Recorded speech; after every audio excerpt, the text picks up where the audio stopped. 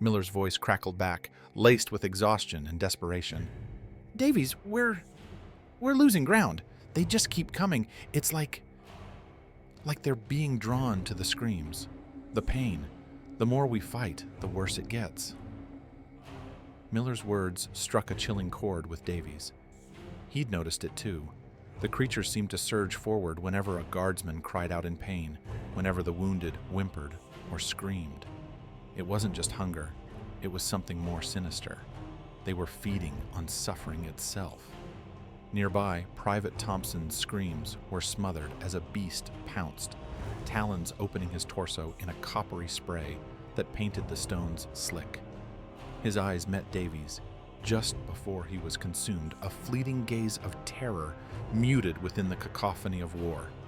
Sergeant Carter, overcome by raw emotion as he watched his friends get torn apart, swung his rifle like a club, bashing in the twisted jaw of another abomination that lunged for him.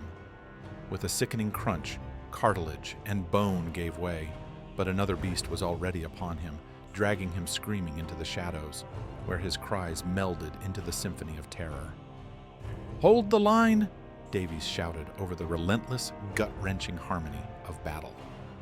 The command seemed absurd in the face of such an onslaught, but they fought on, driven by fury and the grim understanding that there was no other option. Suddenly, a new sound cut through the relentless barrage of gunfire and screams. A deep, guttural roar, unlike anything they had heard before, resonated through the cavern. It wasn't a sound of pain or rage, but of something ancient, powerful. The ground seemed to vibrate with it. Even the creatures paused, their grotesque heads tilting, their gaping maws widening as if in anticipation.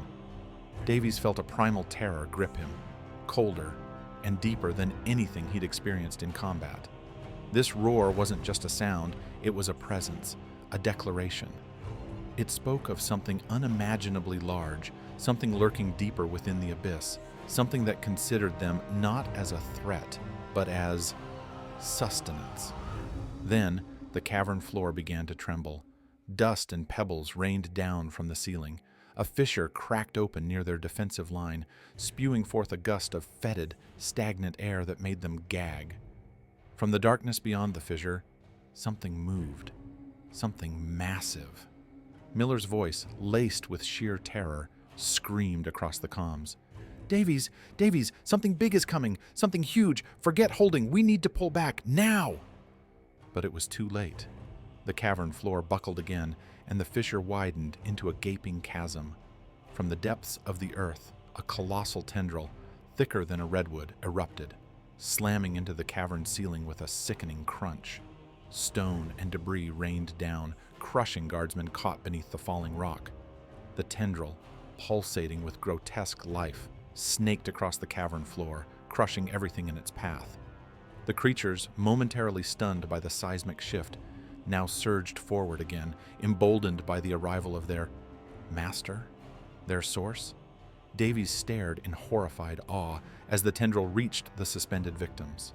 It snaked among them, not ripping them down, but intertwining with the vines already draining them.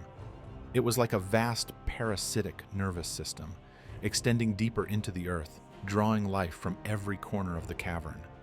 He knew, with a chilling certainty, that this wasn't just a battle for survival.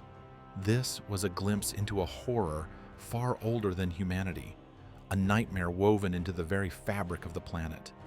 And they, Alpha and Bravo companies, were now trapped in its grotesque embrace, the first doomed line of defense against an abyss that threatened to swallow the world whole. Above ground, in the command tent, Colonel Davidson watched the body cam feeds flicker and die, one by one, swallowed by static and darkness. The screams faded, replaced by a low, guttural hum that emanated from the canyon itself, as if the earth was groaning under the weight of its ancient, monstrous secret. The relief force of Marines was pouring into the cave entrance, unaware of the true horror that awaited them, descending into the abyss just as Alpha and Bravo companies had done.